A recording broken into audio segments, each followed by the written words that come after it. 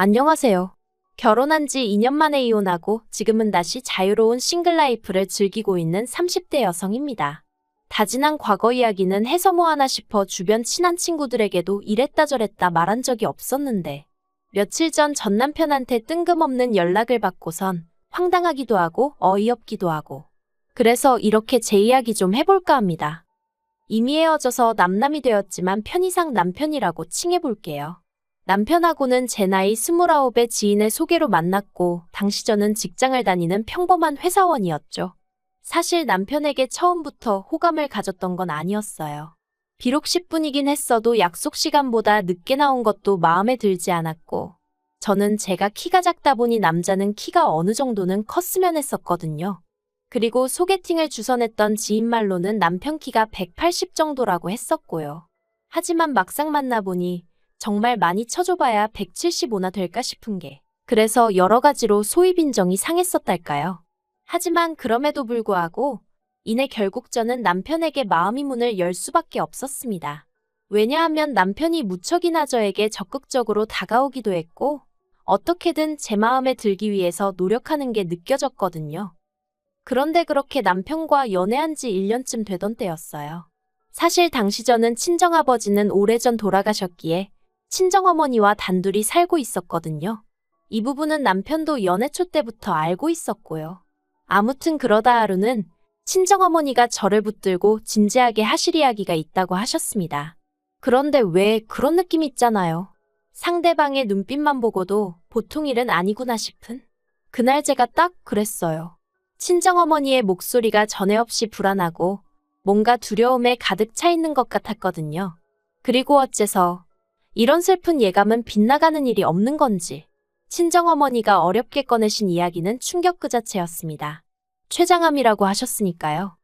원래는 제가 신경 쓸까 그게 걱정되어 끝까지 숨기려고도 하셨답니다. 하지만 막상 그러려니까 저만 보면 눈물이 차올라서 감정 조절이 안 되시더래요. 그리고 저는 그런 친정어머니를 보면서 제 자신이 몹시도 한심하고 증오스럽기까지 했어요. 그제서야 전에 없이 마른 친정어머니의 몸이 노랗게 떠버린 얼굴이 눈에 들어왔으니까요. 그나마 핑계라고 하면 당시 반년 이상을 제가 회사 일로 친정어머니와 살던 고향집을 떠나 있었다는 거. 하지만 설령 남들이 저를 이해한다고 해도 제가 제 스스로를 용서할 수가 없었네요. 아무튼 그리고 1년 후 친정어머니는 결국 세상을 떠나셨어요. 그리고 저에겐 친정어머니께서 생전 안 먹고 안 입고 모으셨던 몇 억의 목돈이 생겼습니다. 저는 이 돈을 단 한 푼도 허투루 쓰고 싶지 않았기에 그냥 그대로 통장에 넣어두었고요. 한편 친정어머니까지 돌아가신 이후로 저는 소위 어디다 마음을 두어야 할지 모르겠더라고요.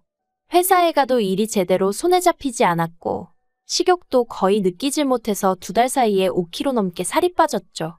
그러자 이제 제 사정을 아는 주변 사람들이 이러다 저까지 큰일 나겠다면서 저한테 남편이랑 결혼을 하는 건 어떻겠냐 그런 이야기를 하는 거예요. 가정을 꾸리면 좀 안정이 될 거라면서. 그리고 남편도 그런 마음이었던 건지는 모르겠지만 아무튼 하루는 제가 이렇게 무너지는 걸 더는 볼 수 없다면서 결혼하자고 저에게 프로포즈를 해왔습니다. 저는 남편과 연애를 하면서도 사실 결혼까지는 생각해 본 적이 없었는데 그렇지만 그때는 솔직히 말하자면 감정이 좀 복받치는 게 있었어요. 부모님 2분 다 떠나시고 이제 나에겐 이 남자밖에 없다 그런 생각도 아닌 게 아니라 들기도 했고요. 그래서 남편과 부부의연을 맺게 되었죠. 하지만 막상 프로포즈까지 받고 결혼 준비를 하나씩 시작해보니까 그동안 내가 이런 남자랑 사귄 건가 싶을 정도로 솔직히 생각지도 못한 혹은 제가 예상했던 것과는 다른 부분이 너무나 많았습니다. 일단 시작은 직장이었어요. 남편은 늘 입버릇처럼 말하기를 자기가 모기업에서 IT 개발자로 일하고 있다고 했는데 실은 개발자까지는 아니고 개발자들이 모여있는 사무실에서 그 사람들이 업무에만 집중할 수 있도록 잡일을 도와주는 그런 정도더라고요. 솔직히 알고 나선 어이가 없었어요. 하지만 남편은 제가 얼마나 자기한테 관심이 없었으면 그걸 착각하고 있었냐며 오히려 제 탓을 하대요. 자기는 예전에 분명히 개발자가 아니라 개발자 비슷한 그런 일을 한다고 몇 번이나 저한테 말했었다면서요. 그러면서 저더러 제가 대충 들어놓고 왜 갑자기 사람을 거짓말쟁이로 몰아가며 실망이네 어쩌네 하는데 당황스럽기도 하고 정말 내가 잘못 기억하고 있는 건가 싶은 게 아무튼 그래도 이때는 그래 직함이 뭐가 중요한가 중요한 건 성실함과 사람됨됨이지 생각하고 제 스스로를 납득시켰습니다. 한심하게 들리겠지만 솔직히 말하자면 남편에게 세뇌라도 된 건지 괜한 사람을 잡았나 싶은 생각에 미안한 마음까지 들더라니까요. 그런데 그게 다가 아니었습니다. 남편은 시부모님께서 제가 다른 건 다 마음에 드는데 고아라는 게 마음에 걸린다며 저희 결혼을 탐탁치 않아 하신다 그런 이야기를 전해왔는데 물론 친정아버지야 일찍이 돌아가셨지만 친정어머니는 제 나이 30이 넘어서야 돌아가셨는데 그것도 고아라고 하나 싶기도 하고 그래서 이때 저는 고민 끝에 남편에게 헤어지자고 했어요. 솔직히 정신적으로 이래저래 스트레스도 심했고 제가 달리 바꿀 수 없는 부분을 문제 삼아 결혼을 반대하신다 하니 뭘 어떻게 해야 할지 아예 방법을 모르겠었거든요. 그런데 남편이 저를 붙잡았습니다. 이렇게 쉽게 포기할 거냐면서 자기가 어떻게든 시부모님은 설득해보겠다대요. 그리고 대략 2주 정도의 시간이 흘러 만나게 된 남편의 표정은 무척이나 복잡해 보였습니다.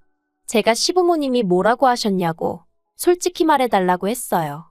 도저히 나를 며느리로 받아들이고 싶지 않으시다 하시면 어쩌겠냐고 놔주겠다고 하면서요. 그러자 남편이 그건 아니랍니다. 시부모님께서는 그렇게 죽고 못 사는 사이면 어쩌겠냐면서 할테면하라고 하셨다나요. 하지만 덧붙이시기를 대신 금전적인 지원은 10원 하나 못 해준다고 그러시더래요. 그러면서 남편이 그래도 괜찮지? 우리 힘으로 시작해보자 그러는데 제가 이땐 정말 멍청하게도 그냥 어쨌든 남편이 허락을 받아왔다는 게 고맙기도 하고 시부모님하고 부딪히는 일이 쉽지만은 않았을 텐데 미안하기도 하고 그래서 금전적인 지원이 좀 없으면 어떤가 그렇게 단순히 생각을 했지 뭐예요. 남편은 저에게 자기가 모아놓은 돈이 1억이 있다고 했고 그래서 그럼 그 1억에 제가 가진 돈 중 2억을 더해 작은 아파트 하나를 사면 되겠다고 생각을 했어요. 원래는 대출을 받으려고 했는데 남편이 하는 말이 돈이 아예 없으면 모를까. 그것도 아닌데 이자까지 내가면서 대출을 왜 받냐고. 하도 반대를 해서 그냥 제가 좀 더 보태는 걸로 얘기가 되었죠. 그리고 청첩장이 나온 이후론 남편하고 계속해서 눈품발품 팔아가며 부동산을 돌아다니기 시작했어요. 그런데 막상 마음에 드는 집을 발견해 계약을 하려니까 남편이 이 핑계 저 핑계를 대며 자꾸 돈을 안 보내주는 거예요. 결국 기다리다 못한 아니 참다 못한 제가 왜 돈을 안 보내고 자꾸 질질 끄냐고 단도직입적으로 물었습니다. 그랬더니 남편이 한다는 말이 실은 자기가 자존심이 상했었대요. 제가 2억을 보태는데 자기는 1억밖에 못 보태는 상황이 쪽팔렸다나요? 그래서 어떻게든 하다못해 돈 1,000만 원이라도 더 마련해보려고 주식을 했다면서 어이가 없었죠. 그 말을 들은 제가 왜 상의도 없이 그랬냐고 지금이라도 팔고 얼른 정리하라고 했어요. 그리고 그 돈으로 집이나 빨리 계약하자고 했죠. 그랬더니 한다는 소리가 정리는 못한답니다. 순식간에 30%가 빠져서 기다리면 오를 주식이라서 지금 빼는 건 진짜 멍청한 짓이라나요. 화도 나고 답답하고 진짜 뭐라고 말을 해야 할지 모르겠더라고요. 하지만 어리석게도 파혼까지는 생각을 못했어요. 가장 먼저 사람들 눈이 무섭기도 했고 또 남편은 남편대로 미안하네 어쩌네 하면서 앞에서 어린애처럼 엉엉 울어대니 차마 모질게는 못 대하겠더라고요. 그래 이 사람도 어떻게든 잘 좀 해보려다가 이렇게 된 걸 텐데 내가 이해해주지 않으면 누가 이해해주겠나 싶은 생각도 들고 그래서 결국 신혼집은 제가 해가기로 하고 그렇게 저희는 시골을였습니다. 그런데 결혼한 지 반년쯤 지났을 때예요. 남편이 부쩍 회사 일이 힘들다며 불평불만이 많아지더라고요. 다른 직원들이 자기를 무시한다 어쩐다. 학벌 가지고 사람을 깔본다 한다. 그런데 저도 회사 생활을 하고 있었으니까 남편 이야기를 들어보면 딱히 무시를 한 것 같지도 않았고 까놓고 말해서 남편이 자격지심이 있는 것처럼 느껴지더라고요. 그래서 언젠가 한 번은 남편에게 자기가 상황을 보는 방식을 한번 바꿔보라고 아니면 자기도 이참에 공부를 더 해보던가 했는데 저더러 네가 로봇이냐며 공감은 고사하고 어떻게 그렇게 정떨어지게 말을 하냐며 아주 길길이 날뛰더라니까요. 그래서 더는 그렇게도 조언할 수가 없었고 그저 남편의 앓는 소리 죽는 소리를 들어주기만 했는데 그러다 하루는 남편이 폭탄 선언을 해왔습니다. 회사를 저랑 상의도 없이 때려쳤다는 거예요. 상사한테 찾아가 하소연을 했더니 절이 싫으면 중이 떠나라고 했다나요. 그리고 그 말을 들으니 상사마저 나를 무시하는구나, 내가 못 때려칠 것 같아서 저런 소리를 하나 싶은 게 울컥했다면서 그래서 그냥 내 떠납니다 하고 나왔다고요. 어이가 없어서 제가 어떻게 그럴 수가 있냐고 했어요. 회사 생활을 기분 내키는 대로 하는 사람이 어딨냐고. 나라고 좋아서 다니겠냐고. 하지만 이미 벌어진 일을 어쩌나 싶어 더는 따지지도 않았습니다. 어차피 이렇게 된 거 이참에 공부를 하든 뭐라든 해서 이직이나 하라 했죠. 그리고 대신 집에 있는 동안 서툴러도 괜찮으니까 살림 좀 도와달라고. 그랬더니 알겠다대요. 하지만 살림은 고사하고 남편은 그 어떤 일도 하지 않고 하루하루를 보내기 시작했습니다. 남편은 제가 출근할 때까지도 일어나지 않았고 퇴근 후에 집에 오면 절 기다리는 건 설거지거리로 가득한 싱크대와 여기저기 던져져 있는 일거리뿐이었거든요. 게다가 남편이란 작자는 저에게 왔어라는 한마디도 하는 둥 마는 둥 하며 게임만 처하고 있을 뿐이었죠. 그래도 처음엔 모처럼 쉬는 거니 저럴 수도 있지 하고 생각했습니다. 그런데 그 기간이 2달을 넘어가니까 제 인내심도 점점 바닥이 나더라고요. 그래서 결국 남편더러 언제까지 이렇게 살 거냐고 물었더니 남편 하는 말이 가관이었습니다. 뭐가 문제냐는 거예요. 어이가 없어서 그럼 지금 이게 문제가 없어 하니까. 자기도 나름대로 주식도 하고 있고 당장 벌이가 없어서 그렇지 하나만 터지면 어쩌고 그러는데 기가 차서 말도 안 나오더라니까요. 그런데 그때 남편이 꺼낸 말이 더 어이가 없었습니다. 뜬금없이 아파트를 공동명의로 해달라는 거예요. 어이가 없어서 내가 왜 그래야 하냐니까. 이 집에 자기 건 하나도 없지 않냐면서 그러니까 회사에서 느꼈던 소외감이 집에서도 느껴진다나 어쩐다나요. 그러면서 계속해서 공동명의 타령을 해대는데 정말 황당해서 기가 막히더라고요. 이 아파트를 누가 무슨 돈으로 산 건지 자기도 뻔히 알면서 어떻게 저렇게 아무렇지도 않다는 듯 공동명의 타령을 하나 싶은 게. 그래서 제가 양심도 없냐고 한마디 했어요. 탐낼 걸 탐내야지 공동명의라니 가당치도 않다 했죠. 그리고 그때부터 저는 저대로 남편은 남편대로 감정이 격해졌습니다. 남편은 제가 자기를 무시했다며 저나 회사 사람들이나 다르게 하나 없다며 분노했고 저는 남편이 말도 안 되는 억지를 쓰는 게 용납이 안 됐어요. 평소처럼 어르고 달랠 수도 있었겠지만 돌이켜 생각해보면 그날은 저도 컨디션도 별로였고 뭐랄까 모든 게 타이밍이 안 좋았던 거겠죠. 평소처럼 져주기도 싫었고 그냥 넘어갈 수가 없었습니다. 그래서 저도 한치도 물러서지 않았는데 그때였어요. 벼랑간 눈앞이 번쩍하더니 제가 쓰러졌습니다. 남편이 제 뺨을 때렸거든요. 처음엔 순간 상황 판단이 안 됐어요. 뺨은 얼얼하지 귀는 멍하지. 태어나서 처음 겪어봤기에 황당하고 어리둥절한 마음도 있었죠.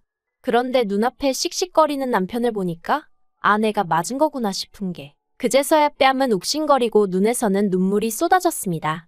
제가 남편더러 미쳤냐고 소리를 찔렀어요. 그랬더니 남편이 네가 먼저 열받게 했잖아 하는데 전형적인 찌질남이 내 남편이구나 하는 생각이 퍼뜩 들더라니까요. 그리고 그제서야 결혼할 때부터 거짓말한 거, 돈 문제로 사람 속인 거, 시부모님이 어째서인지 매번 저한테 미안하다 하신 거, 말이 나와서 말이지만 그렇게 저를 반대하셨다는 남편 말과 달리 시부모님은 늘 저를 보면 안쓰러워하시고 미안해하셨어요.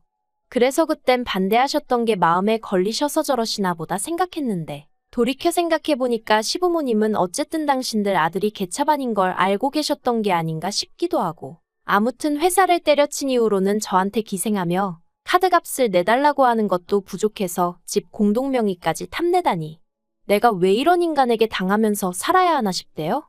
그래서 지금 나 때렸냐고 고맙다고 그랬어요. 이한대로 우리 결혼 생활은 여기서 끝났다 생각하라고 했죠. 그리고는 핸드폰 챙겨서 바로 화장실로 도망쳤고 덜덜 떨리는 손으로 경찰을 불렀습니다. 이후로는 남편이 동네가 떠나가라 악을 써댔지만 결국 제 집에서 나가게 되었죠. 그리고 그 일이 있고 며칠 뒤 남편에게 연락이 왔습니다. 자기가 반성 많이 했다면서 마지막으로 한 번 만나서 얘기 좀 하자 하던데 설마 했지만 결론부터 말하자면 역시나였어요. 남편이 기껏 한다는 소리가 부모님도 다 돌아가신 마당에 제가 이혼까지 하면 사람들이 저를 얼마나 깔볼지 저더러 모르겠냐 했거든요. 네 팔자가 세니 어쩌니 그러면서 사람들이 쑥덕거릴 텐데 너 괜찮겠어? 회사에는 뭐라고 얘기할 건데 그러는데 이 사람 정말 비열하구나 싶은 게 치가 떨리면서 사귈 땐 왜 몰랐을까 하는 후회뿐이었죠. 아무튼 카페에서 만나 그런 이야기를 나누고 있었는데 전 도저히 그런 남편을 용서할 수가 없었고 그래서 마시고 있던 과일 주스를 그대로 남편 얼굴에 끼얹어 버렸습니다. 그랬더니 딸기니 뭐니 안에 들어있던 과일 찌꺼기가 그 사람 머리와 안경에 들러붙어 있는데 그 꼴이 우습긴 하대요. 사실 마음 같아선 저도 그 사람 귀싸대기한데 시원하게 갈겨주고 싶었죠. 하지만 그러면 이혼할 때 저한테 불리한 일이 있을 것도 같아서 그렇게는 못했어요. 한편 주수 세례까지 받고 악에 바친 남편이 저에게 욕을 퍼부어댔고 결국 카페 사장님이 경찰을 부르고 나서야 저는 남편에게서 벗어날 수 있었습니다. 그렇게 서로 밑바닥까지 다 보여주고 나니 이혼은 오히려 쉽게 했어요. 결혼 생활이 짧아서 위자료 같은 건 못 받았고 그나마 위로가 되었던 건 그 과정에서 남편 재산을 알게 되었는데 주식에 넣었다던 1억은 2천도 안 남아있더라는 거죠. 어머님 아버님은 당신들이 다 뜯어 고쳐놓겠다며 지금이라도 다시 생각해보면 안 되겠냐 저를 설득하려 드셨지만 오히려 그런 어머님 아버님이 더 얄미웠어요. 당신들 아들이 그 모양인 거 뻔히 알면서 또 나한테 떠넘기려고 하시나 싶은 게 그래서 그나마 좀 찜찜한 마음이 있었는데 다 털어버릴 수 있었죠. 그런데 황당하게도 제가 이렇게 글을 쓰게 된 이유이기도 하고요. 엊그제 남편한테 연락이 왔더라고요. 자기가 정말 반성 많이 했다면서 한 번만 기회를 달랍니다.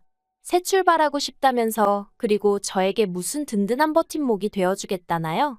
혼자는 힘들지 않냐면서 이번엔 아이까지 낳고 정말 완벽한 가정을 꾸려보자 이러는데 소름이 끼치더라고요. 그래서 오늘 오전 핸드폰 번호도 바꾸고 집도 내놨어요. 당분간 회사 때문에 어디 멀리 가지는 못하겠지만 제가 죄를 지은 것도 아닌데 숨어 지내야 하나 싶은 심정이네요. 요새 제정신 아닌 사람들 많으니까 조심하는 것도 나쁘지 않겠다 싶어서요. 서글프지만 제 인생 돌아가신 부모님만큼이나 관심 가져줄 사람은 없다고 생각하고 그러니 더 독하게 마음 먹고 살아가렵니다.